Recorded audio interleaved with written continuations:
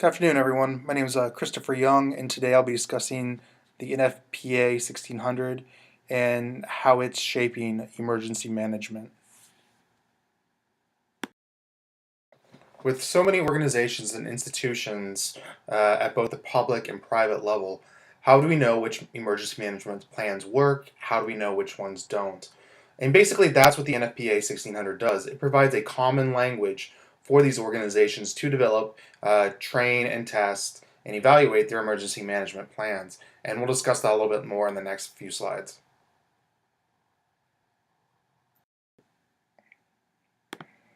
Before discussing the Nfpa 1600, I think it's important to know what the Nfpa is and does.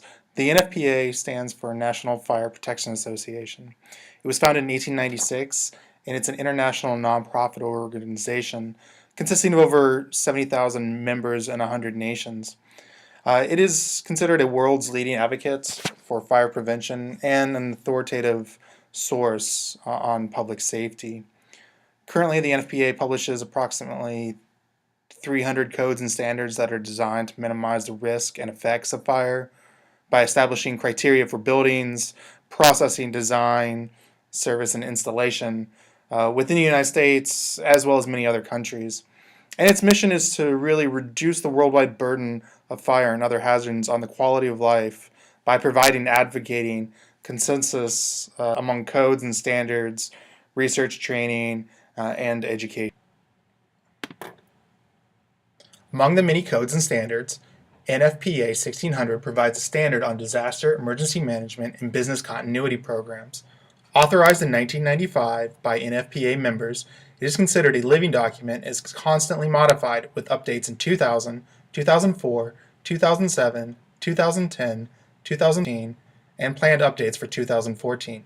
While some of these updates are minor, some are substantial and will be discussed about in later slides.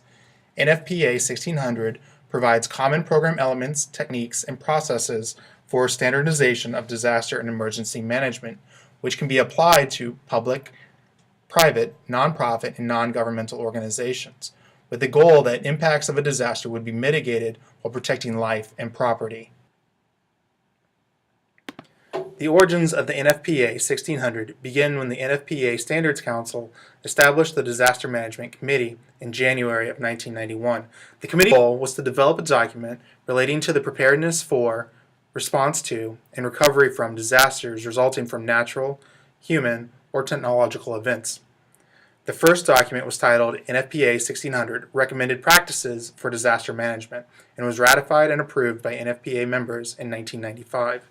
In 2000, the Disaster Management Committee, in cooperation and coordination with FEMA, the National Emergency Management Association, and the International Association of Emergency Management, applied a total program approach by providing a standardized approach to emergency management and business continuity, thus changing the name from Recommended Practices for Disaster Management to Standard on Disaster Emergency Management and Business Continuity Program.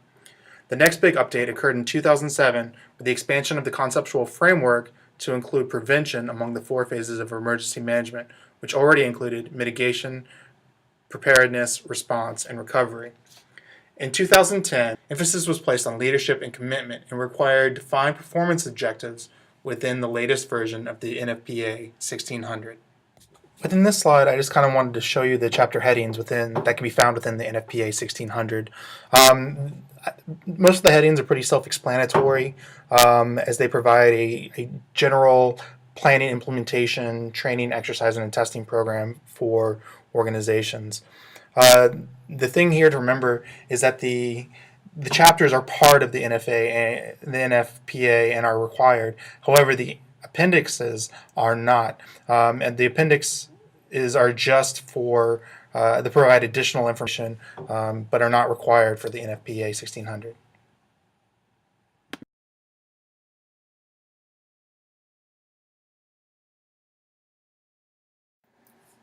How is Nfpa 1600 shaping emergency management? For starters, it provides a comprehensive and standardized approach for the creation, implementation, and evaluation of emergency management plans. This establishes a uniform and consistent methodology for the creation of emergency management plans, which can be utilized by organizations both nationally and internationally. Because NFPA 1600 is founded on the concept of best management practices, this limits political involvement and influence, resulting in unbiased standards and implementation practices. NFPA 1600 relies on the principle of prepare, react, and restore. By preparing for a disaster, your organization is better equipped to react to a disaster, in which case it can restore the organization to pre-disaster operations quicker.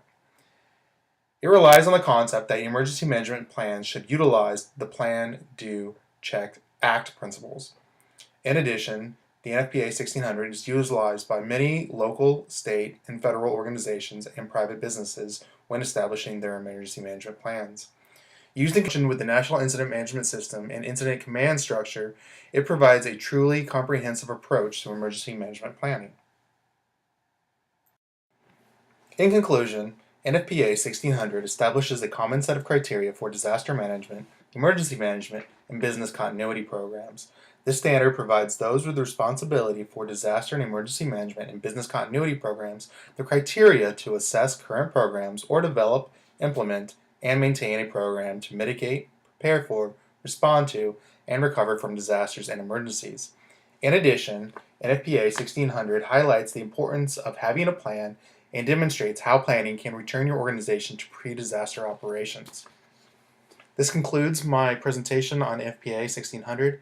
I appreciate you guys listening, and I hope you guys learned something, and thank you.